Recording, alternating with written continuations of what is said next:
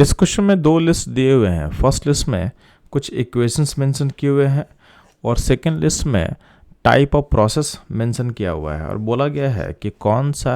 जो मैच होगा करेक्ट होगा। तो ध्यान देंगे, लिस्ट 1 में जो पहला ए ऑप्शन दिया हुआ है केपी ग्रेटर देन क्यू, तो ध्यान देंगे जब भी केपी यानी रिएक्शन का जो इक्विलिब्रियम कांस्टेंट है और रिएक्शन के कोसेंट से अगर लार्ज होता है तो उस केस में आपका जो सिस्टम है वो फॉरवर्ड की तरफ मूव कर रहा होता है, यानी बोल सकते हैं कि प्रोसेस क्या होगा, स्पॉन्टेनियस होगा। तो ऑप्शन यहाँ पे जो ए का मैच लिस्ट 2 के 4 से मैच करेगा, यानी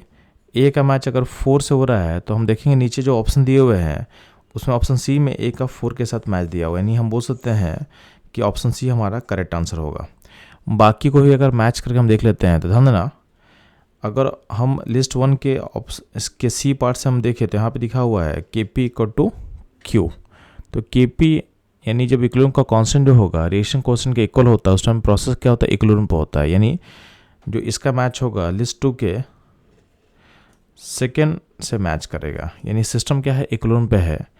तो ऑप्शन सी में ऑलरेडी क्या है, सी के लिए 2 दिया हुआ है। ठीक, अगर हम बात करते हैं T greater than delta H by delta S का रेशियो, तो ध्यान देंगे आपके पास क्या होता है, डेल्टा जी इक्वल टू होता है delta H minus T delta S. तो अगर मान लेते हैं डेल्टा एच अगर पॉजिटिव है तो उस केस में अगर टेम्परेचर का वैल्यू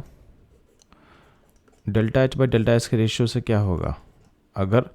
लार्ज होगा तो उस केस में होगा क्या, ये पूरा का पूरा ये जो वैल्यू है ये वैल्यू आ जाएगा नेगेटिव, यानी डेल्टा जी हो जाएगा उस प्रोसेस का नेगेटिव। तो अगर आपका प्रोसेस अगर एंडोथर्मिक है, रिएक्शन अगर एंडोथर्मिक है और टेम्परेचर का value delta H by delta S के रेशियो से लार्ज है तो उस केस में डेल्टा जी क्या होता है, नेगेटिव होता है, प्रोसेस क्या होगा, स्पॉन्टेनियस होगा, यानी डी के साथ मैच करेगा लिस्ट 2 का थर्ड, यानी ये ऑलरेडी यहाँ पे दिया हुआ है। ठीक, तो हम देख सकते हैं कि इन सारे मैच में जो हमको लीड करेगा ऑप्शन सी की तरफ, यानी सी हमारा ऑप्शन क्या होगा, करेक्ट होगा। हम लिस्ट 1 के ऑप्शन अगर बी को हम देखें तो उसमें दिया हुआ है डेल्टा जी नोट का value less than R T plus ln Q है। इसको कैसे जस्टिफाई करेंगे तो ध्यान देंगे, हमारे पास रिलेशन है delta G equal to delta G naught plus R T ln Q. तो अगर हम जूम करते हैं कि गिवन कंडीशन में डेल्टा जी नोट अगर नेगेटिव है और आर टी लॉन क्यू अगर पॉजिटिव है तो इसका इम्पैक्ट क्या पड़ने वाला है, तो अगर इसका जो मैग्नीट्यूड है यानी mod of delta G naught का वैल्यू जो होगा अगर आर टी लॉन क्यू से अगर कम होगा, लेस होगा, तो उस केस में डेल्टा जी क्या आ जाएगा, पॉजिटिव आ जाएगा। तो हम बोल सकते हैं इस केस में आपका प्रोसेस जो होगा नॉन स्पॉन्टेनियस। तो ध्यान देना ऑप्शन जो बी है उसके इन्फॉर्मेशन को सोचने के लिए आपको कंडीशन लेना पड़ेगा, स्ट्रेट फॉरवर्ड आपको नहीं दिखेगा।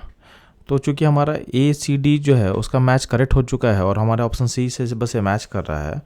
तो बिना हम बी को देखे हुए भी हम ऑप्शन डायरेक्टली सी को टिक कर सकते थे। तो ये था इस क्वेश्चन का राइट आंसर। तो चलो मूव करते हैं हम लोग नेक्स्ट क्वेश्चन पे।